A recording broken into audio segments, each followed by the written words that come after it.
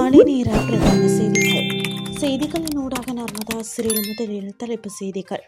12 மில்லியனுக்கும் அதிகமானோருக்கு டின் எண்கள் வழங்கப்பட்டுள்ளதாக தகவல். அரசாங்கம் நிர்ணயித்த விலையை மீறிய வர்த்தகர்கள் தம்புளையில் இரு கடைகளுக்கு ரூபாய் 2 லட்சம் அபராதம். லெபனானில் இருந்து வெளியேறவுள்ள இஸ்ரேலிய இராணுவம். இனி விரிவான செய்திகள்.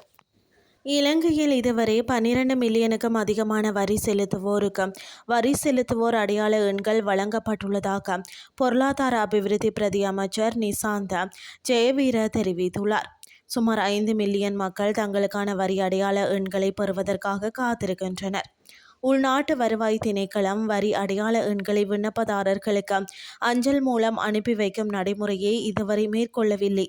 இதனால் தங்கள் விண்ணப்பம் அதிகரிக்கப்பட்டுள்ளதா இல்லையா என்பதை அறிய முடியாமல் வரி செலுத்துவோர் பெரும் குழப்பத்திற்கும் சிரமத்திற்கும் உள்ளாகியுள்ளனர். தங்களது வரி அடையாள எண் நிலையை அறிந்து கொள்ள விரும்புவோர் உள்நாட்டு வருவாய் திணைக்களத்தின் உத்தியோகபூர்வ இணையதளத்திற்கு சென்று தமது தேசிய அடையாள அட்டை எண்ணை பயன்படுத்தி சரிபார்த்து கொள்ளுமாறு அறிவுறுத்தப்பட்டுள்ளது. அரசாங்கத்தால் நிர்ணயிக்கப்பட்ட அதிகபட்ச சில்லறை விலையை விடவும் கூடுதல் விலைக்கு கீரி சம்பா அரிசியை விற்பனை செய்த குற்றச்சாட்டில் தம்புளை பகுதியில் இயங்கி வந்த 2 வர்த்தக நிலையங்களுக்கு தலா 1 லட்சம் ரூபாய் வீதம் மொத்தம் 2 லட்சம் ரூபாய் அபராதம் விதித்து தம்புளை நீதவான் நீதிமன்றம் அதிரடி உத்தரவு பிறப்பித்துள்ளது. நுகர்வோர் விவகார அதிகார சபையின் மாத்தளை மாவட்ட அலுவலக அதிகாரிகள் தம்புளையில் மேற்கொண்ட திடீர் சோதனைகளின் போது குறித்த வர்த்தக நிலையங்களில் சட்டவிரோத விற்பனை இடம்பெறுவது உறுதி செய்யப்பட்டது.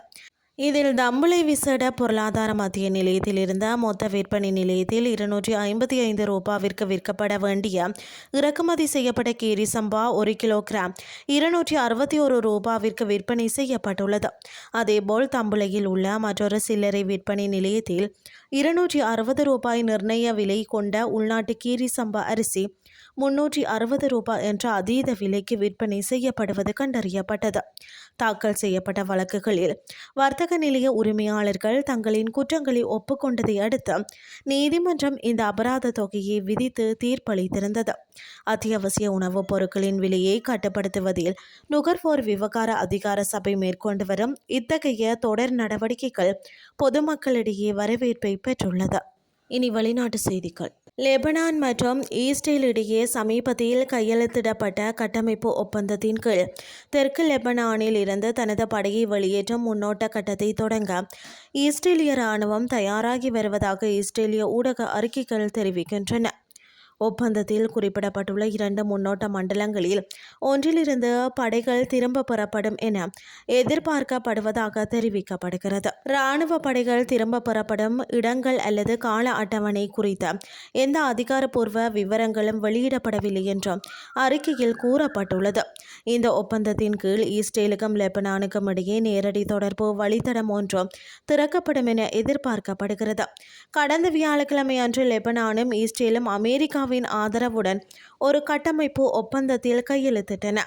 இந்த ஒப்பந்தம் 2 முன்னோட்ட பகுதிகளில் தொடங்கி லெபனான் நிலப்பரப்பில் இருந்து இஸ்ரேல் படிப்படியாக வெளியேறுவதை வலியுறுத்துகிறது. இத்துடன் செய்திகள் யாவும் நிறைவடைகின்றது. அடுத்த இரவு 8:30 எதிர்பாருங்கள். நன்றி.